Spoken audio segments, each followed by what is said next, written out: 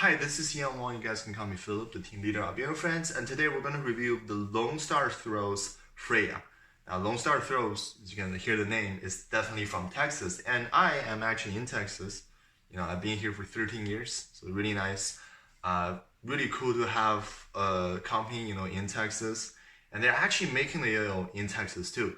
So this is a project from Tommy. I actually met him at the Lone Star Spinners in DFW Yo-Yo Club, and talk to him, give him some pointers. He gave me some pointers. Check out this throw, and then he let me borrow it or have it. I don't know. I'll probably send it back later, but thank you so much. And yeah, so this is how we met, and this is how I know about the company. Also, I watched Dylan Kowalski's review already, so yeah, I'm actually intrigued to play this. Machining in Texas. I'm a Texan now, basically. So yeah. First look of this yo-yo, I actually really like the design. It's very sleek. It's got this thing going on here. This is to, I would say, extend the yo-yo out to give it more width. This design around the response. It reminds me of flashback, but flashback is like flat here, and this just raises up. Very interesting. And I really like how clean this looks. This is just flat cup. And it's a V shape and an H shape all at the same time. Also, the rings are very small. So here are some of the other inner ring bimetals. You can see like my favorite Unparalleled, the Disruption, have like way bigger rings. Aria, the Ray Tracer, a lot thicker, like 3 times thicker than this. So this is very interesting because it's like an in-between state of an inner ring bimetal and a monometal, and that actually have some benefits. So if this yo can capture, the best of both worlds, so that would be really nice. And also, yeah, the diameter is very standard. It's pretty wide, very catchable, super catchable. So I'll have the spec of this yo here.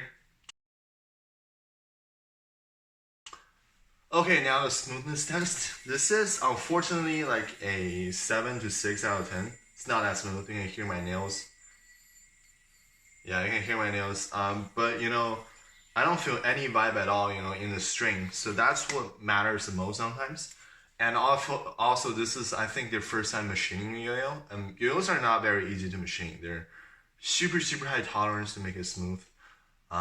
Very, very hard. So, and their first attempt, like there's no string vibe whatsoever. It's really, really good. I'm very impressed. The speed of this yo-yo.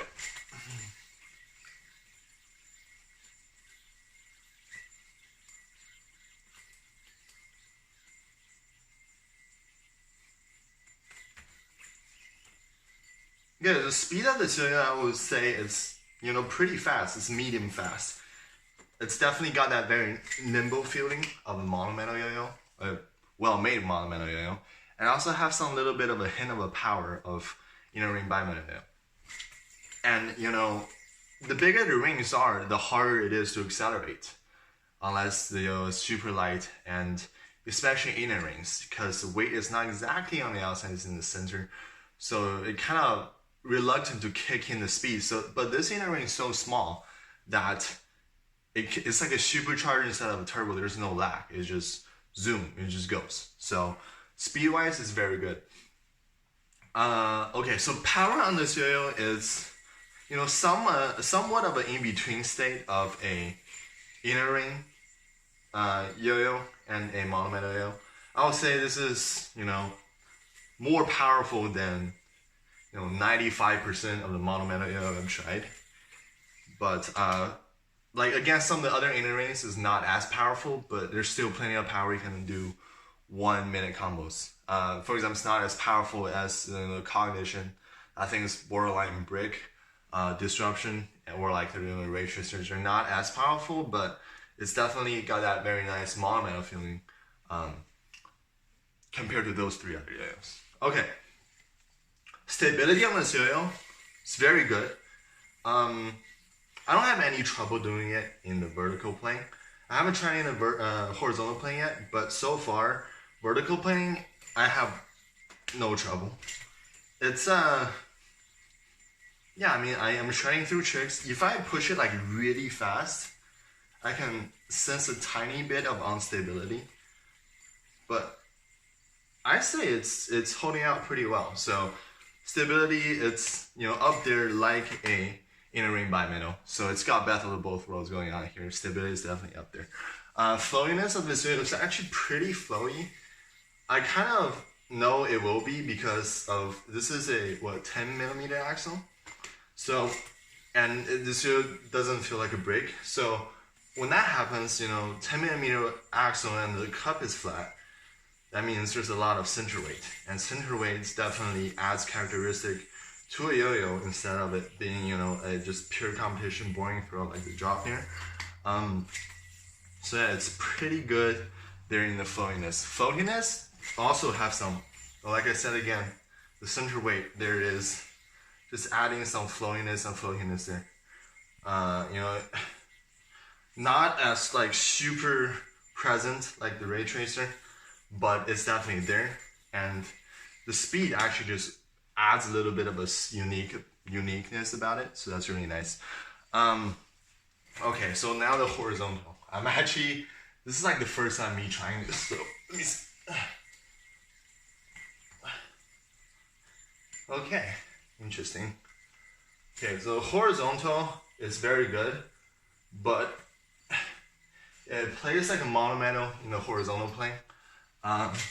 Stability is very good in the vertical plane, but in the horizontal plane, it just doesn't have like the other three O's I mentioned, the power and the stability to keep going. The momentums are there. So, if you're doing like a shorter horizontal, you're definitely fine. It's still like better than most of the monometal competition level monometal in the horizontal plane, but kind of lacks a little bit of stability there. But other than that, it's very fine. There's a lot of momentum acceleration to help you through it, and the catch zone is huge, so you can definitely hit those easily and land those easily. Okay. Now the grinds. Okay, unfortunately, I think if you put your finger in the front of it, there's a ridge here. It's kind of making the yo-yo reluctant to grind, but the finish is like, once again, this finish on this yo-yo is amazing. It's like one of the best finish I've ever played. So you can still do it, but you can do a lot better, without the ridge, but it's definitely doable because of this excellent finish. Okay, thumb grinds. Kind of doable, but you are touching stainless steel, so you can hear that stainless steel grinding on your fingernail. So it's doable, but not the best. Finger spin, definitely doable. It's around average. So yeah, pretty good there. It's a flat cup and one of the best finish I've ever played. So there you go. There you go. Should be doable. Okay, and then now the bind. So the binds are, I would say, pretty good. It comes in with kitty fat. So all like LS throws, Lone Star throws, this video comes with a kitty fat, and it binds okay. But it might be loose sometimes, but most of the time it binds with a kitty fat. So I recommend kitty fat to kitty XL. So kitty normal, I tried it before, kind of slipping. It's a pretty decent gap width going on. So I recommend kitty fat to kitty XL. Right, so overall this video is pretty nice for first video. I'm very impressed. It's got some of the qualities of the monometal and some qualities of the bimetal.